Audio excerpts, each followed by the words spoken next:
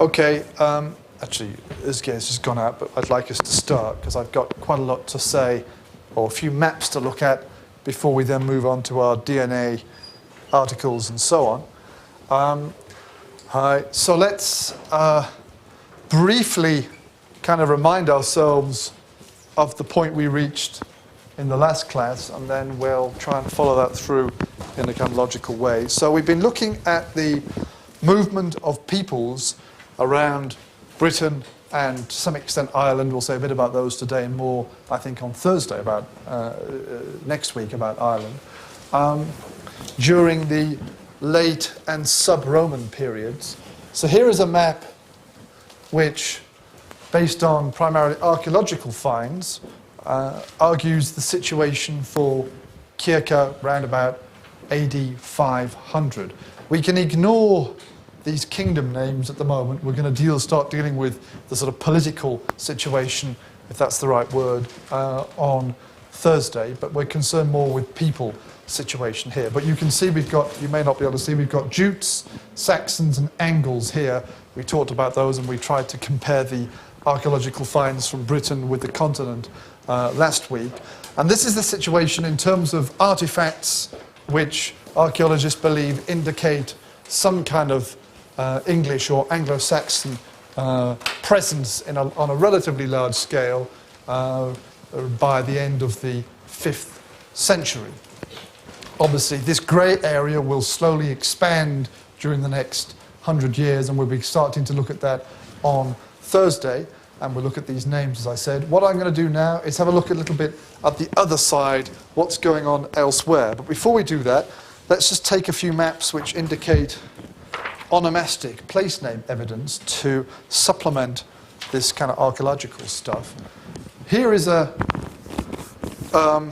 map showing English place names which refer to Anglo-Saxon pagan practices in one way or another. Now, for example, we talked about the pagan god Woden last week briefly, and a number of place names preserve the name Woden. We've got a few here. Let me have a look so I can see. Wednesfield or something like that here, Whedon and so on. And also the god Thunor, Thor for the Vikings of course, and we see Thunderfield and so on here. So these place names primarily focusing in the southern part of Britain and to some extent in the eastern side, but moving into the Midlands a little bit over here as well. And obviously the Anglo-Saxons, again, we'll talk about this in detail next time, but the Anglo-Saxons were pagan primarily when they arrived in Britain, but during the 6th and into the 7th century, we see the conversion of different Anglo-Saxon groups, kingdoms, to Christianity. So where we see a name which has a pagan significance, it indicates not necessarily the beginning, but relatively early settlement. Okay, these are the areas where the pagan Anglo-Saxons were occupying an area or taking over a settlement or setting up a new settlement and things like that. And this, more or less, but to a lesser extent, reflects the same map that we looked at before. It's this area of early settlement. On the other hand, a different place name map, which I don't know how clear that is for you over there again, but these are place names which indicate some degree of British or Welsh continuity. Okay? They indicate that people who were regarded as Britons or Welsh by the English were surviving.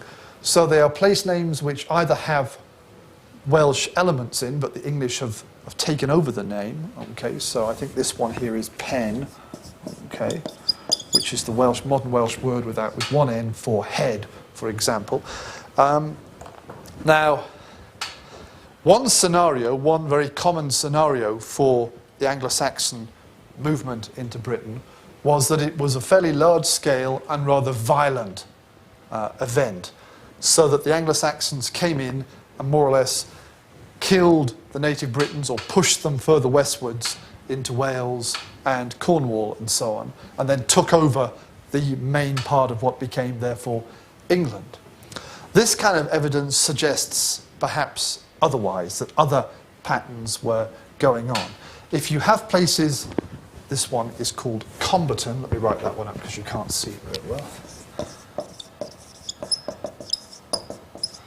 Okay, ton is the word town in English. So this is an English place name, but the Comba bit, okay, is related to, well, the modern Welsh word for a Welshman. Cymro means a Welshman in Welsh, okay.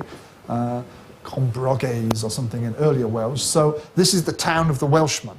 Okay, so this suggests, if we interpret it correctly, that this was a settlement in which some Britons, or Welsh if we want to call them, were living at the time when the English arrived, and they were not obviously completely wiped out in that sense.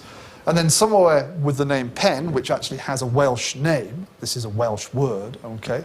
Now if you're all the Welsh, and I come marching in, Anglo-Saxon David, and kill you all, and then say, okay, let's live here. What's this place called?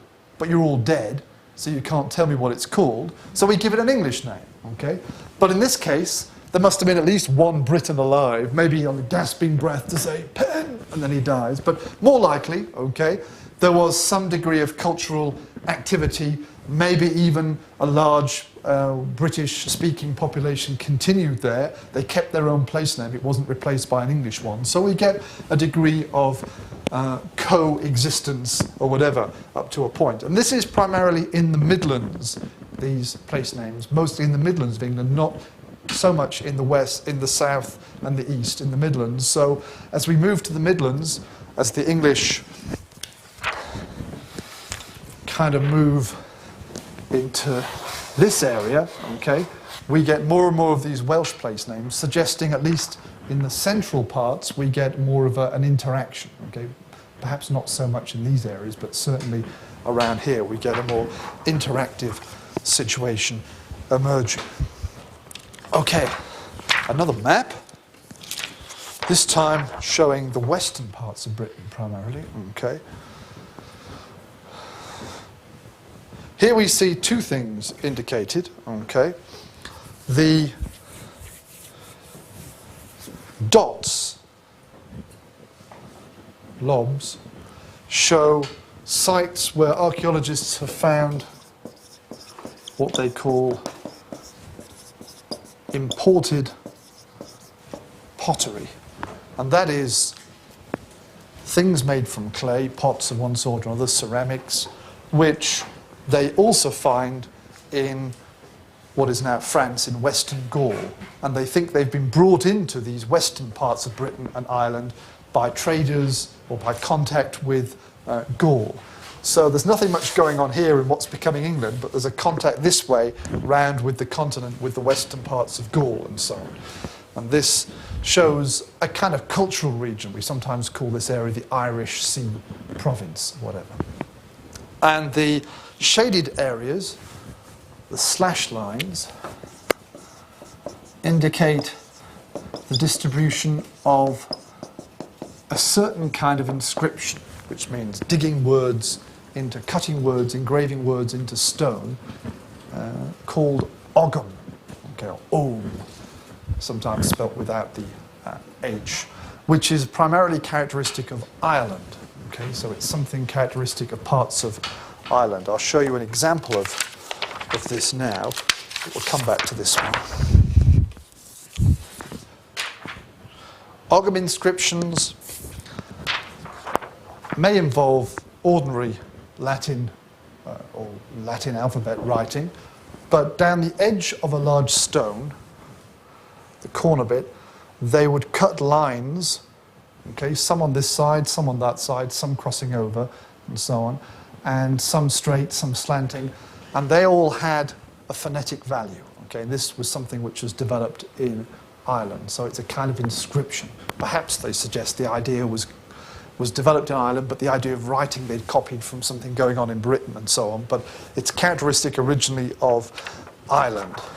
So when we see Ogham inscriptions like this one in parts of Wales or even in parts of southwest England, it suggests some kind of contact with Ireland or even some settlement. Okay, and many of the names, some of the names are even Irish names. Most of them over here in Ireland, in the southern parts, and to some extent further north. Okay. Now we have documentary references, small little references, one that suggests people called the Daishi, who lived in County Waterford, settled in the area which is now becomes Dyfed in southwest Wales, and another reference to some kind of Irish settlement in southwest England as well. But these settlements have disappeared. The big movement of Irish people was into the Scottish Isles and ultimately Scotland. I'm going to start talking about that in our next topic. Okay, that has an impact. These ones effectively have disappeared. There's no people speaking Irish in these areas anymore. They've become assimilated with the British or Welsh population. But there's strong evidence that this kind of movement was not insignificant. Here's a map for Wales showing two things. The little round dots are the Ogham inscriptions, and they're black to you, but they're little triangle shapes, are Welsh place names that have an Irish element. So they suggest Irish settlers bringing their language in. Okay, again, primarily focused in the southern and western regions, a little bit dotted up here in Anglesey, but primarily down here. And this is where we get documentary evidence for these things. So a strong set of patterns and a little bit of the Ogham inscriptions in what becomes Brecon over there. So we see movements of people, some of them having a big impact, the creation of England by the Anglo-Saxons, the creation of what eventually becomes Scotland by the Irish, Scotty in the north. We'll talk about that later, as I said. But even here we see movements of people going on, presumably in fairly significant degree, but ultimately becoming assimilated with the local population and fading out. Our example of the inscription here, let's just have a quick look at this. Okay, pull it down a bit so we can see the whole thing. What conclusions do you think we can draw? If I just give you this, what ideas might we get from this stone? This is, okay, a memoria, so it's a commemoration, it's remembering someone, it's remembering vote por regis, praetic, it says there, bad Latin, protectoris, the protector, some kind of leader, okay, called vortipor or whatever. And here when we transcribe the Ogham, we get more or less the same, right? But with remember, Q Celtic, P Celtic, okay?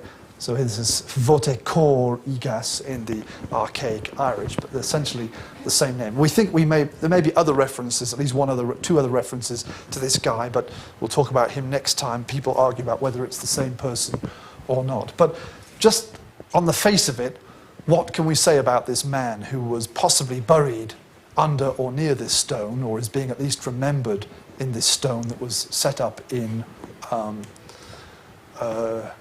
southwest Wales? What comments can we draw from this, culturally, politically, or of any sort? Any thoughts? He's obviously someone of importance. They wouldn't have Right. took the time to do this if he was just a common peasant. Yeah, if he was just some peasant farmer, then he wouldn't probably have a memorial stone set up. So he's some kind of big guy, bigwig in what's now Dyfed at that time. The fact that we've got the sort of pseudo-Latin and the Ogham archaic Irish indicates, as we said, that there's he may have Irish ancestry. Sorry, Özge?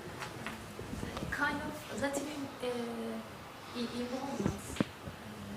Yes, I mean... And the people who are ruling the city, or I don't know, but there's a Latin involvement.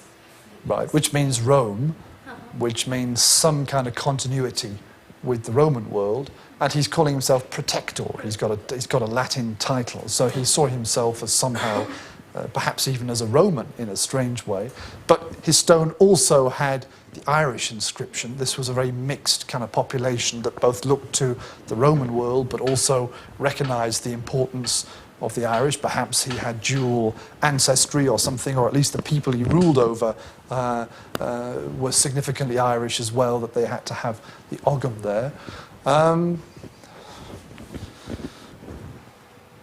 Cross, what does that mean? Christianity, okay. This guy or his people were Christian in some kind of a way, okay, part of the Christian world, the Roman world therefore, though of course the spread of Christianity in Ireland, which had never been part of the Roman Empire, was kind of going on at this point perhaps, or was quite well established at this point. But ogham inscriptions, very early ones, are pagan in nature. So again, the duality between what we might call British, Roman, Christian, and then the Irish element set up here and so on. So even a single, okay, Cengiz? Like the barbarian Christians that accepted it, were British Christians Aryan? Or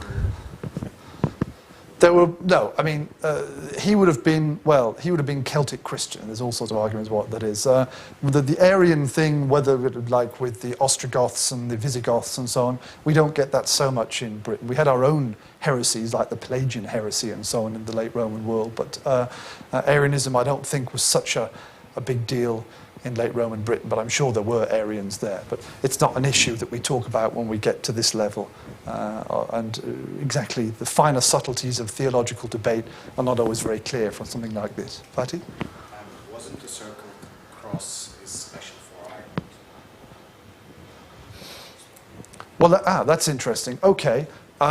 If you actually have a nice memorial where you want to have actually carve a cross, physically the stone won't be so strong, so you might often have a kind of wheel shape like this to support the cross.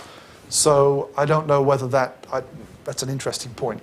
I would have to think about that, whether this is a common symbol which reflects attempts to make, in the later period at least, to have proper crosses or not. I'd have to think about that, so I can't answer your question. Okay, so that's one example of the kind of person we're dealing with in this kind of dark period. Okay, a mixture of kind of Christian and possibly pagan, of settled and native, Roman and non-Roman, and all these kind of things. And this is a case from South Wales. The last little couple of maps I want to show before we look at our genetic stuff is, get them the right way around.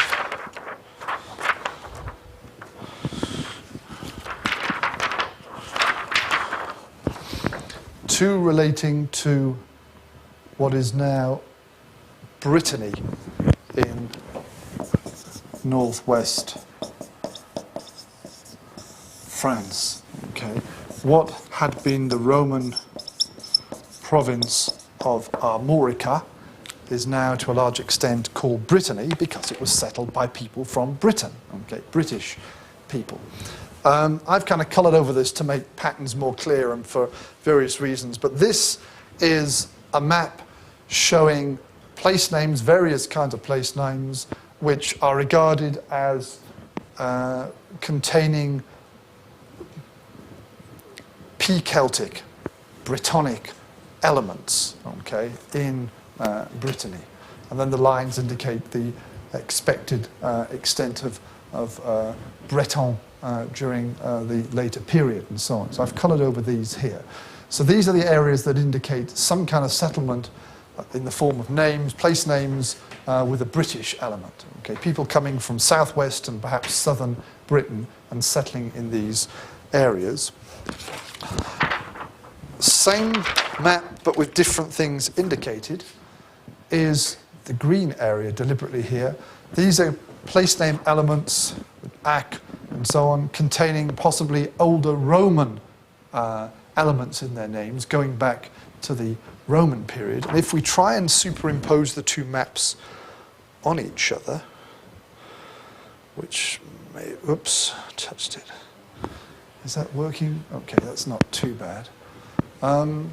we can see that the red areas are kind of primarily here with a bit of overlap, and the green is down here as well. They're not entirely mutually exclusive, but there is a certain overlap up this way as well. But primarily we see the British place names further west and to some extent in the north, and the Roman survival names further south and east to a large extent, no, not exclusively. So we can see here again the arrival of Bretons, in some areas presumably Britons becoming Bretons, large-scale settlement. The further west, the further east we go and south, perhaps the population continuing more from the previous late Roman population, but interacting with the newcomers as well. These people, we can either see them as kind of escaping from southern Britain in the wake of the arrival of the English, or else, I mean, Procopius, the Greek writer, says it was just overpopulation. Too many people in Britain, so people were sailing across the sea to find land where they could settle, and they ended up in what is now Armorica. Okay, presumably, each individual settler had his or her own reasons for doing this. A final map relating to Brittany, but showing, again, this western areas here. These are what are called Welsh peregrini. They are Welsh saints, holy men, Christian saints from Wales, who have effectively moved around. Okay, some of them are said to have settled in Brittany, but many of them, their cult, the worship of these people, has moved. And these are all churches which, at an early date, were dedicated, were named to one of these saints. We can see in Wales, they're coming from, again, from the Dyfed area, primarily in the south. Okay, we found clusters of them in what's now England, but we also found a lot of them, again, in the northern part of Brittany. And this, again, is natural. If you're moving, you take your saints and your religious life with you, but it also may indicate a continued connection between these areas.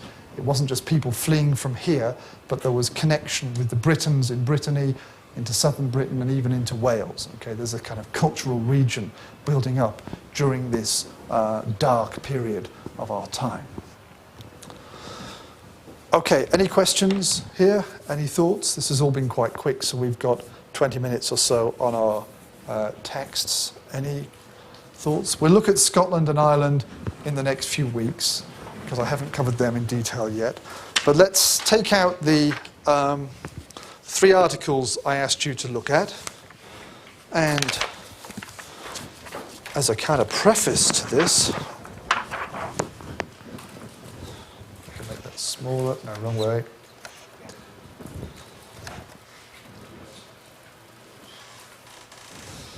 See what that's got to say there.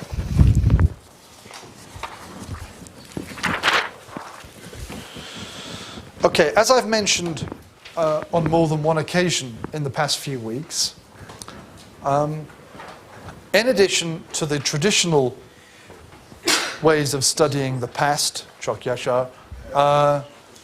historians using written documents, but also, particularly for the Middle Ages, historians using archaeological, place name, other and linguistic evidence to try and understand what's going on.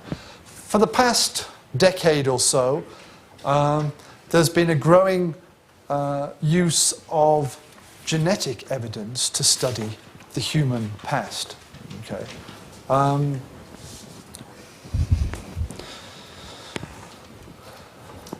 We can study current DNA.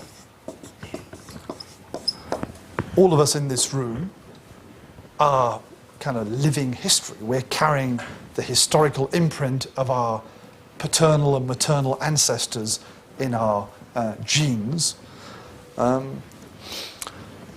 Similarly, we can study the past by using non-human organic organisms. Organic organisms, that's not a good phrase. But we can study the past in the same way, looking at the genes of dogs or plants as well that are existing now.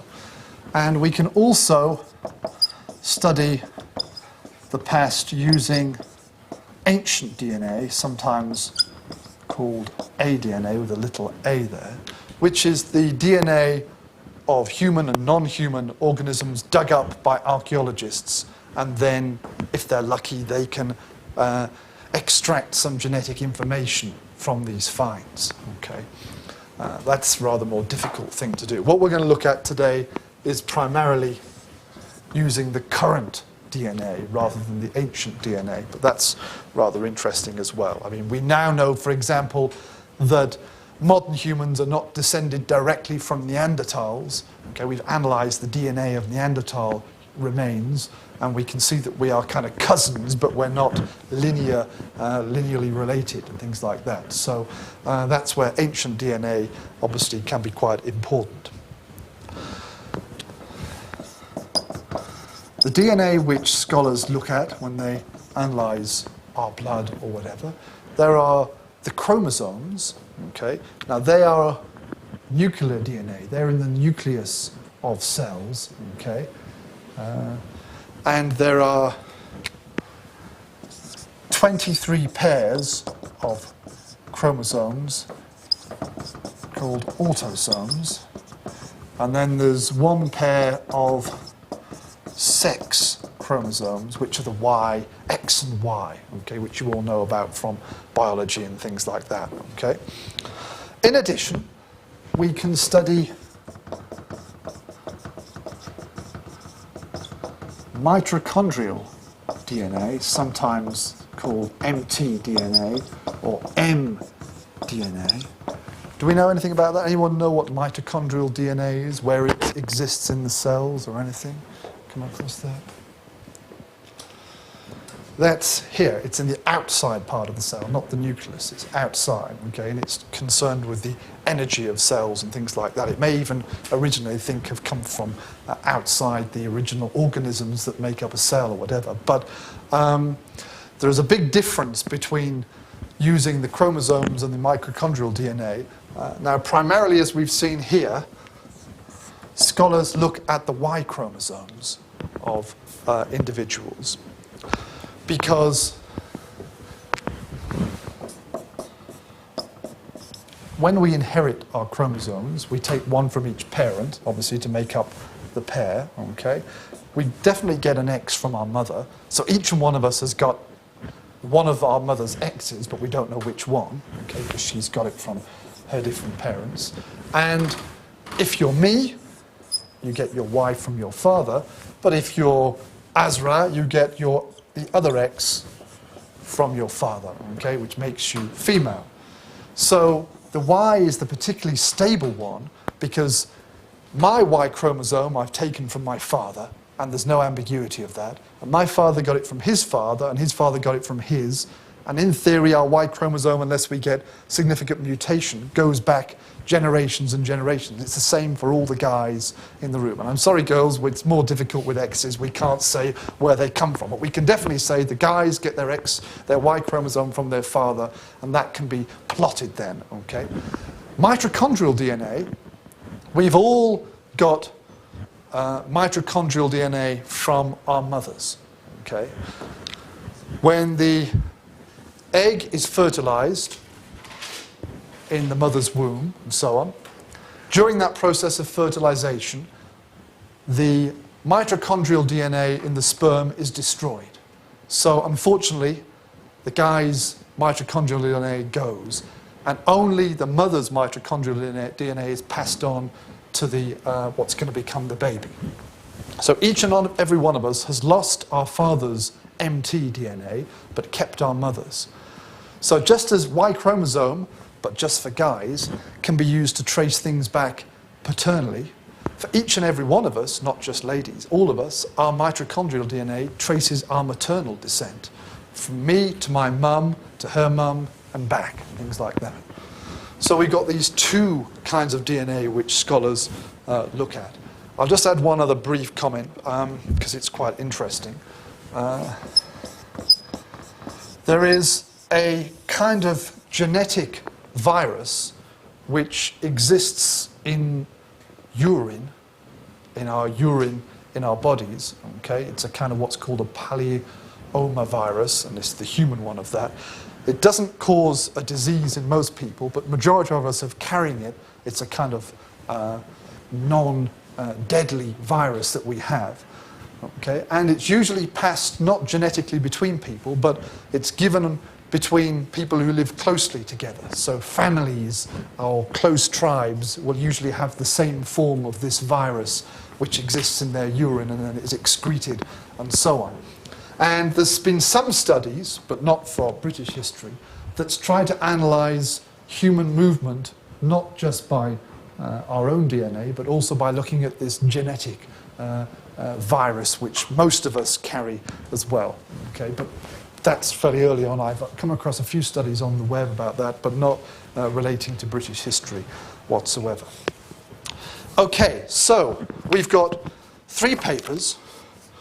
Michael E. Wheel et al., Y chromosome evidence for Anglo-Saxon mass migration, published in 2002, I think, yes.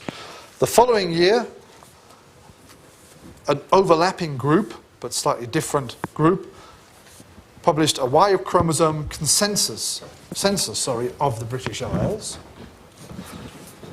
And then slightly later, 2006, Mark Thomas, who's an author of both those papers, and a couple of other guys, but not one of them is not a geneticist, published evidence for an apartheid-like social structure in Anglo-Saxon England.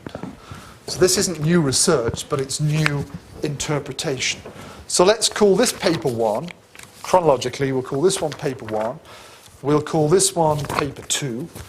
And the evidence for apartheid-like social structure, we can call that 3, okay, just to make it a bit easier for ourselves to look at these things. So, can someone tell me primarily what is the main argument of paper number 1? Okay, Y chromosome evidence for Anglo-Saxon mass migration. What is this paper suggesting? What's the concern here?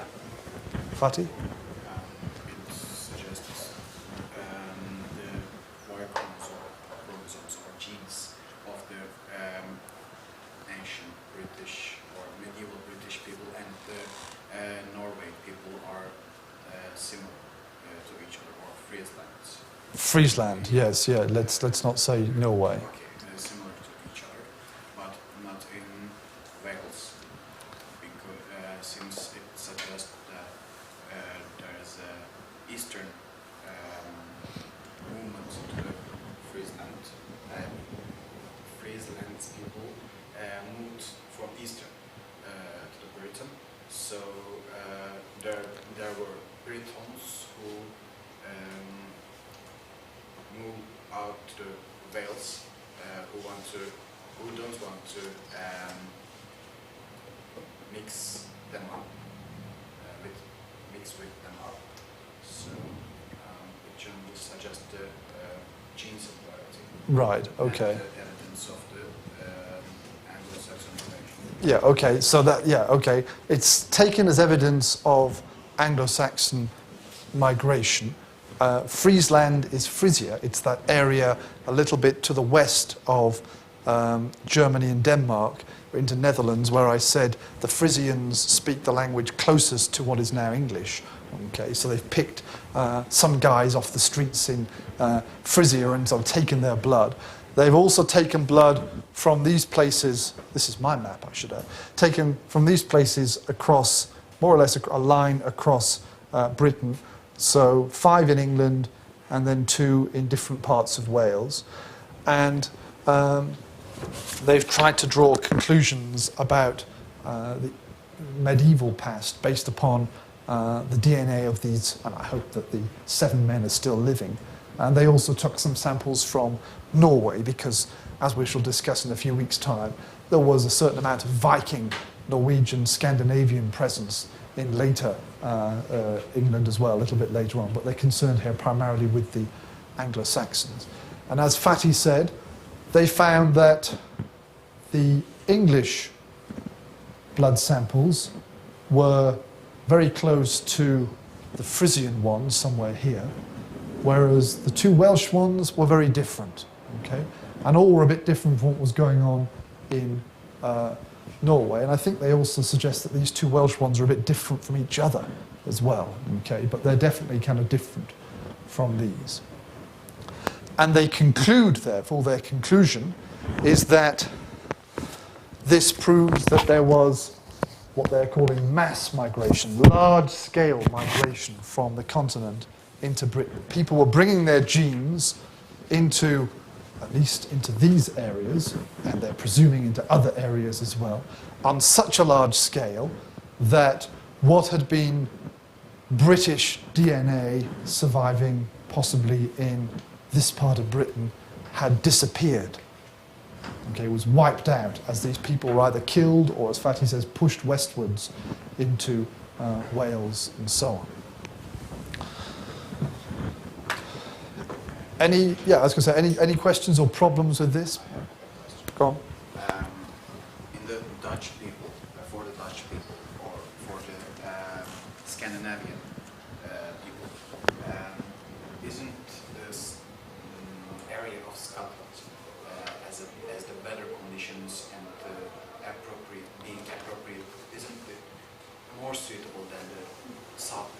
Why they migrate to south? Who are we talking about? The Norwegians or the Frisians? Angles. The Angles and so. Well, primarily because it's closer. We're talking about people who are living. I mean, I can't extend them out, but we're up here somewhere, so they're coming this way and that way, okay, and eventually up to here as well. Okay, we'll talk about this next time. Scotland proper is quite a long way north for them, and the North Sea is quite a strong sea. So people coming from here are going to come this way, push that way, and push that way. So that's the pattern that we see, though this push is a little bit later. Okay, Norwegians coming at a later stage, the Vikings, that's a different story. They do come through the north, okay, and that's a different thing. Now, if you wanted to criticize, if I asked you to criticize this study, not that I'm suggesting you become experts in molecular biology all of a sudden, but what criticisms might we venture, either about the methodology or even about the interpretation, the conclusions that they might draw? Low number of samples. Right, okay, that's quite small, isn't it? Okay, they've taken a kind of cross-section across, but there aren't that many samples. They've taken them from a number of people from these towns and so on, and you try and make sure it's people who've families have been living there for a long time and so on, but it's still, I would say, it seems to me anyway, quite a small number of samples, and it's not a large-scale survey of the whole of Britain by any means. Anything else?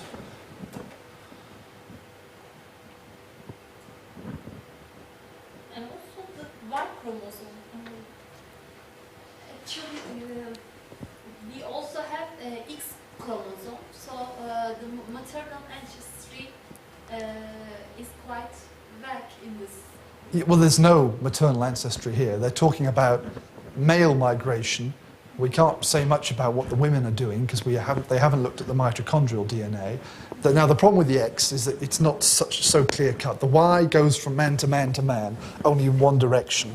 The X, you can get one or the other from either parent, so of course it's higgledy-piggledy in a sense. But the mitochondrial DNA is a clearer pattern. Now, they haven't looked at that here, okay, in this paper, so that's the other thing.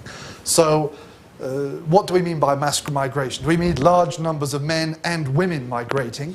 Well, this only proves that large numbers of men are migrating, possibly. It doesn't say anything about the women. Though they might bring their women, or they might say, leave those behind in Frisia or wherever, and we're all going to go and go, yeah, something like that, find some British babes or something, who knows, okay?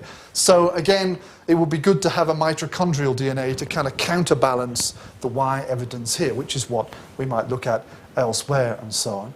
And on the interpretation side, and this is the problem, I think, we need to think about the methodology of using these kind of studies, is we get patterns, like all the maps I've been showing you, okay?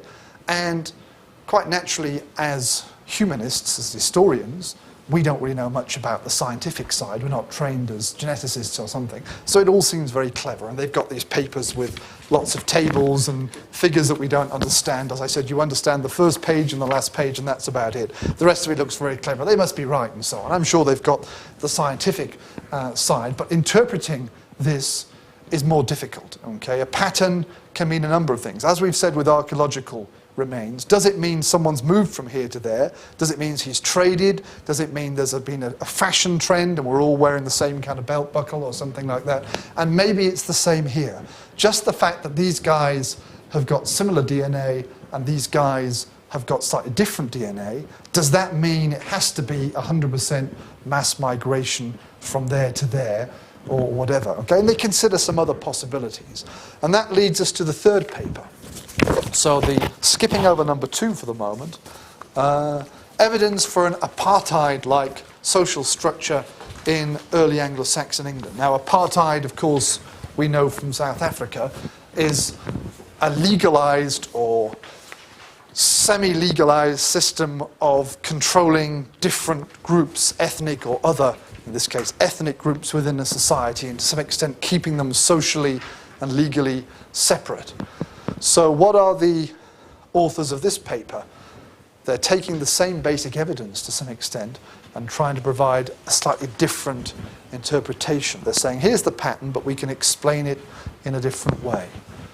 What are these 3 authors saying? From paper number 3.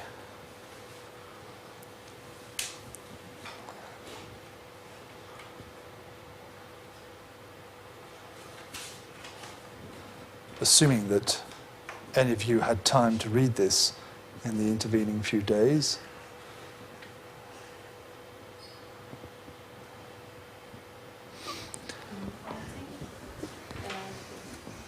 I don't think so, but intermarriage.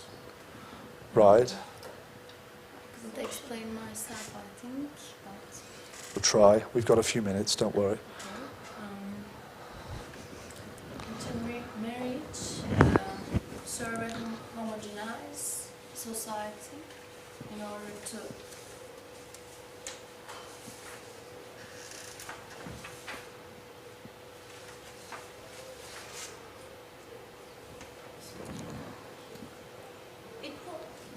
mainly about not the pure genetics. I can summarize.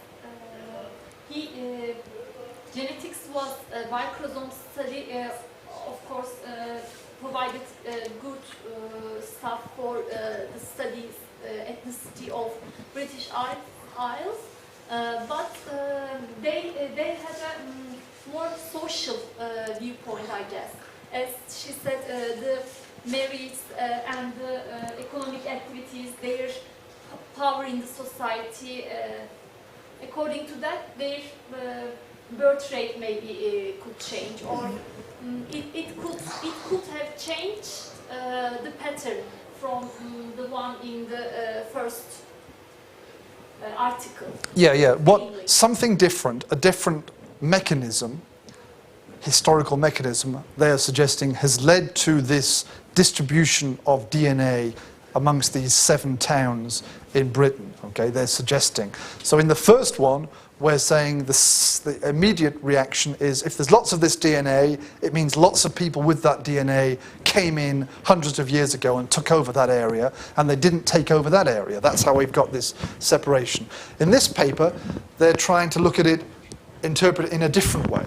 Okay, now one of the starting points is some early Anglo-Saxon laws. From the very early Anglo-Saxon kingdoms, we have a number of law codes from the very early phases of Anglo-Saxon settlement or occupation and control of parts of Britain. And in some of these law codes, people called Welsh, which either means British or it means slave, and it's not always clear which one, or maybe they're the same thing. It shows that Welsh people existed in those societies. They were not completely killed, like the guy saying, this is called pen, and then dying. Okay? There were people living in these early Anglo-Saxon settlements that were British, but they had a lower social status. So, for example, there's something called, I can see time is going very quickly now, I've only got a few minutes, something called weregild, man value. If I killed killed Chara now, okay, I would have to pay to his family a certain amount of money according to his value, his man price, okay? Now, the weregild of Anglo-Saxon men was higher than these Welsh slaves, whatever they were, these Welsh people. So they existed, but they had a lower social status. And what they're suggesting here is, as we said, as Burcham was saying, there may be intermarriage between the different groups, but the apartheid system, as they're calling it here, okay, means that Anglo-Saxon men were allowed to marry British women, for example, but perhaps because of their lower status, either legally or just in practice, the British women couldn't get an Anglo-Saxon wife. It wasn't something that happened. So the British men were not spreading their Y chromosomes as quickly as the English men did. The Anglo-Saxons could have Anglo-Saxon wives and British wives, so they were spreading their Y chromosomes broadly during a 100, 200 year period, whereas the British were being more controlled, being limited. And as a result, we see the disappearance gradually of the British DNA in these societies because they just don't get to marry so much or whatever. Whereas in the areas over here where the Anglo-Saxons didn't settle so much or at all, then the British DNA survives because they are spreading their DNA by marriage and by, I presume, non-marital unions as well.